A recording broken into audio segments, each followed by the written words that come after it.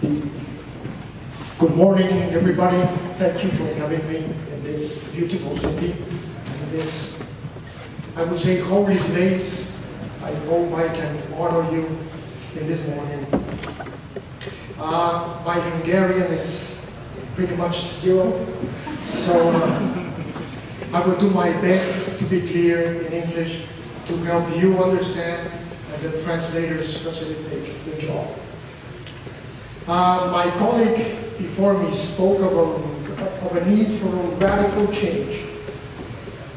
We do believe in the Center for Executive Coaching, which I direct in Mexico, that there is no time for minor changes. Our civilization is in the brink of destruction.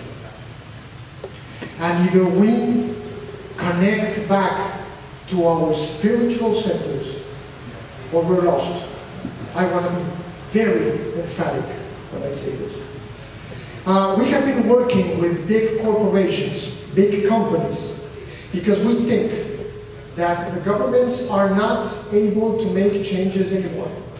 Governments, the only thing they do is protect the status quo. And they move very slowly. I speak in governments worldwide, Mexico as well as any other country. So we need to work with the people that move fast. And paradoxically, the people that move fastly are the big and great transnational companies. We have been working with them and assuring change in 3 to 5 years. It's easier for them to become green, but to become green means to effect a radical change in the way we perceive not only the world, in the way we perceive the fundamental obligations and meaning of what is a human being. We call this back to the center. And it's as simple as this. I'm going to quote Fritjof Schuor, a perennialist thinker, when he says, "The greatest calamity is the loss of a center, and the abandonment of the soul to the caprices of the periphery. To be man, of course, to be man and woman, of course, this is a, don't judge me as being a lover of men and hater of women, please. It's a way of speaking. To be man is to be at the center. To be man is to be the center. Man's vocation in this earth is to be the vice rector of God. It's strange for somebody that's working with companies to speak about God. When man took over, and that was at the end of the Renaissance, and said to God goodbye, and placed himself in the center. Do you remember the statue of by Michelangelo of David in Florence? Can you see the arrogance of that sculpture? Naked, of course. And then like this, looking at the enemy in the face. What happened to humankind is that somehow we started here. And we created a journey to the periphery. In a circle, the periphery is speeding at a very high speed.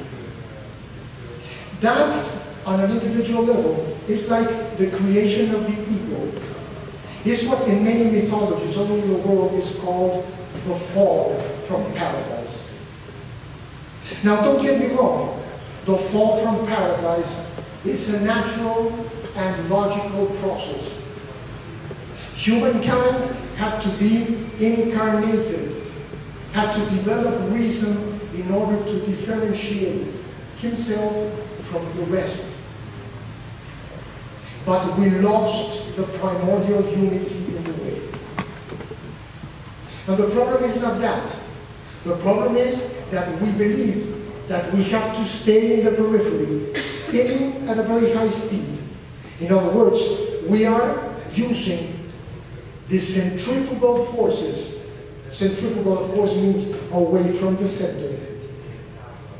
And we believe in having more and more quickly.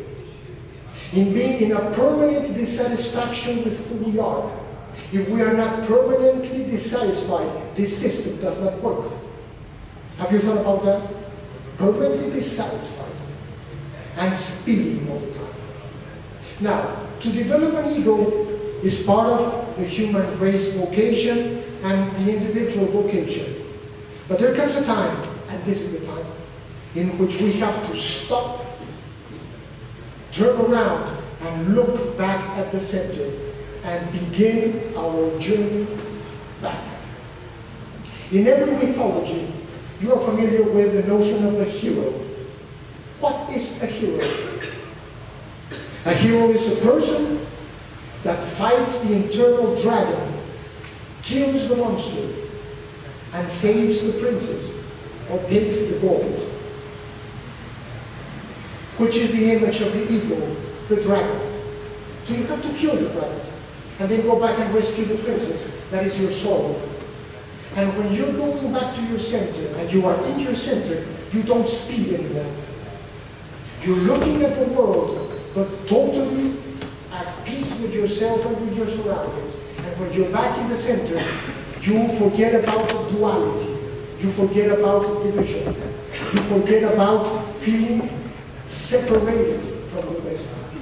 Of course, somebody may be listening to this and saying, this guy is crazy. How are we going to do that?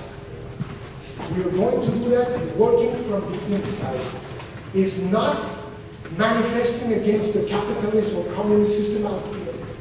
It's working with the people. It's not fighting external wars anymore. It's fighting each own internal wars and answering two basic questions.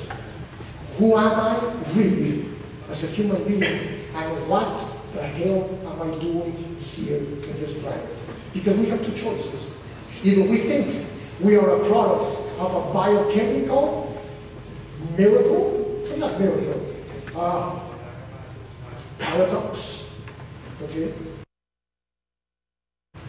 And everything in the universe is happening by chance, or we believe, as Einstein said, that everything is a miracle. We have only two choices. We cannot be in the middle. And if we believe that we are a chance, a biochemical chance, we will have the life of somebody that believes that we are a biochemical chance. If we believe that everything out there is a miracle, and we are part of the miracle, that we are the only living beings that we know of that are conscious, that we are conscious. This is a play of words, but we know that we know. And if we understand that deeply, we will be changing the way we do things. Now, we have developed a methodology for that. This is not only good intentions. And we have been working with that methodology.